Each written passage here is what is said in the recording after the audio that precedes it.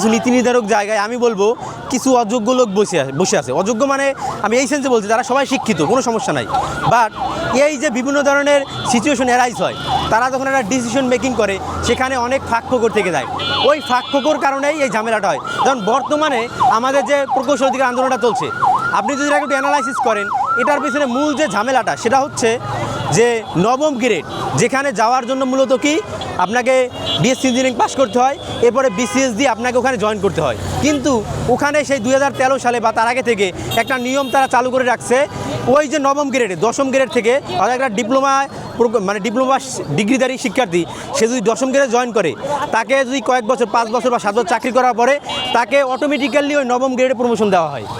এখন প্রশ্ন হচ্ছে, একটা আমরা জানি ডিপ্লোমা পাসটাকে নর্মালি সাধারণত এইচএসসি পাস সমমান, হ্যাঁ না?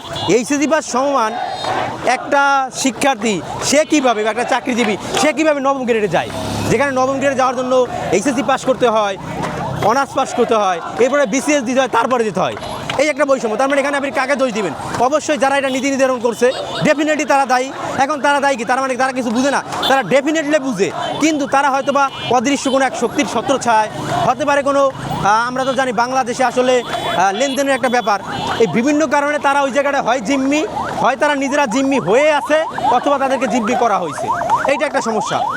আর এই শিক্ষার্থীরা এখন ব্যাপার হচ্ছে, বাংলাদেশে প্রত্যেক বছর হাজার হাজার প্রকৌশলী বের হচ্ছে, কিন্তু সরকারি চাকরির ইচ্ছা সবার থাকে। এখন আমি দেখতে পাচ্ছি বের হওয়ার পরে সরকারি চাকরির জন্য আমার পোস্ট হচ্ছে মাত্র কয়েকটা, 50, 60, 100 বা 150, কিন্তু আমার বের হচ্ছে 10,000। মানে আপনি আমাকে বলেন যে আমি বিএসসি ইঞ্জিনিয়ারিং পাস করে আমার ইঞ্জিনিয়ারিংয়ে পোস্ট হচ্ছে 2টা, দশম আর নবম, আপনি দশম গ্রেডটা পুরোটাই ডিপ্লোমাতে দিয়ে দিচ্ছেন, তাহলে আমি যাবোটা কোথায়? আমি কোথায় যাব? আবার আমি যদি বিদেশ চলে যাই ভালো পড়াশোনা করে, তখন বলতে যে আমার পিছনে এত ইনভেস্ট করছে সরকার, আমি তার কোনো মূল্যায়ন দেখছি না, তখন আমাদেরকে বিভিন্ন ট্যাগ দেওয়া হয়। অর্থাৎ এই যে এত সমস্যা, এটার জন্য আমি সবচাইতে যেটা দায়ী করব সরকার সহ। সরকার কাদের কাছ থেকে তথ্য নেয়? নীতি নির্ধারক। এই নীতি নির্ধারণে যারা আছে, শুধু এই ক্ষেত্রে না, যারাই বৈষম্য শিকার হচ্ছে, তারা যদি এটাকে ভালো করে ফিজিবিলিটি স্টাডি করে, আমার মনে হয় এই শিক্ষার্থীর বারবার রাস্তায় নামতে হয় না। এবং যদি কেউ রাস্তায় নামে, প্রথমেই তাদের দাবিগুলো যদি যৌক্তিক হয়, সেটা যদি মেনে নেওয়া হয়, তাহলে আমার মনে হয় এই ধরনের সিচুয়েশন বারবার তৈরি হবে না।